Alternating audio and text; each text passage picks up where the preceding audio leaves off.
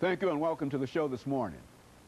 The topic this morning is STD Coalition and AIDS. And of course, we have to talk about the STD Coalition and the virus of AIDS, Miss Lynn Whitlow. And of course, Miss Whitlow is a director of the STD Free Coalition in Nashville, Tennessee. And of course, Miss Whitlow, let me welcome you to the show this morning. Thank you, Dr. Haney. Well, and to say, Ms. Whitlow, that the topic that we're to deal with, STD and AIDS, is sort of an addition to some of the things that we've already done dealing with this whole issue of AIDS. Yes. But what we'd like to do today is to inform our audience as much as we possibly can about the issue of STD. And at the same time to make them aware of what you and others are doing in order to meet this very, very great crisis, because I do understand that it is a crisis. But before we do that, Ms.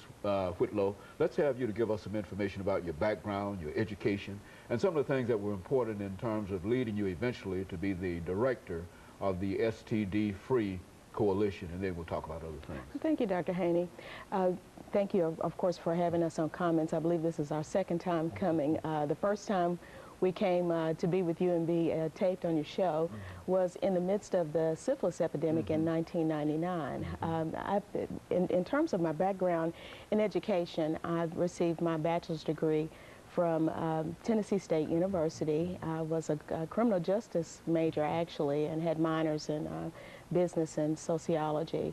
I did receive my master's degree from Cumberland University, and I've been a Nashvilleian all of my life. I think going to Tennessee State and also studying there around social issues provided me with a sensitivity to the unique issues here in Nashville, and one of them is sexually transmitted diseases, or STDs.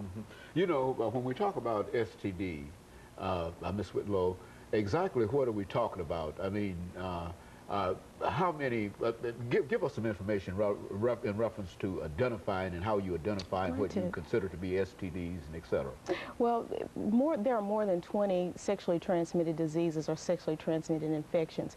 Here in Nashville, we're dealing primarily with, as far as STDs, we're dealing primarily with syphilis infections, herpes, gonorrhea, chlamydia, and of course HIV and AIDS.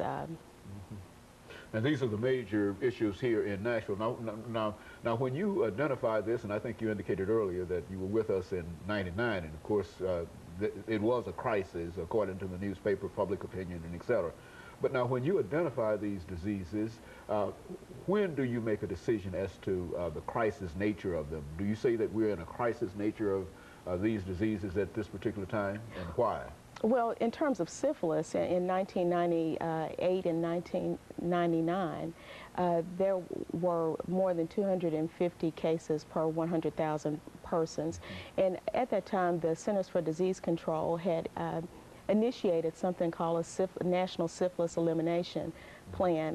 The Centers for Disease Control saw a unique opportunity to eliminate syphilis in this nation, and so they began to look at areas that had particularly high rates. Now, in the Northwest and the heartland of the nation, there aren't many syphilis infections, but when you start migrating down to the South and the Southeast, you see an increase in sexually transmitted diseases, and that includes syphilis and HIV, particularly among African Americans and minority populations. It's a real issue among African Americans. Absolutely, yes. And how do you, why do you say that, and how do you say that? Well, when you look at the data and statistics, let's just talk about Nashville, for instance. For some of the sexually transmitted diseases, even though the rates have, in some diseases, have kind of evened out and even began to decline in the last 5 to 10 years, the disparity between African Americans and Hispanic populations as opposed to Caucasians is very wide.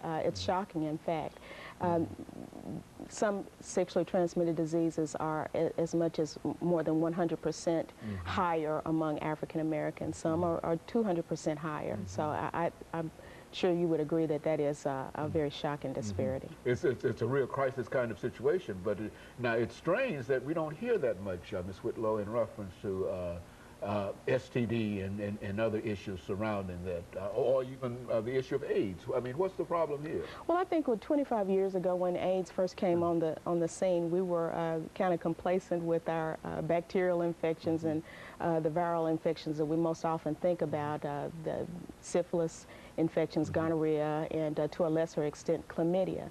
But when HIV came on the scene, that was something that could kill you and kill you very quickly, and the images of people wasting away were very frightening to a lot of people, so that took precedence. Let me interrupt here, Ms. Whitlow, for our first commercial break, and we'll be back with our audience following this very, very short commercial break.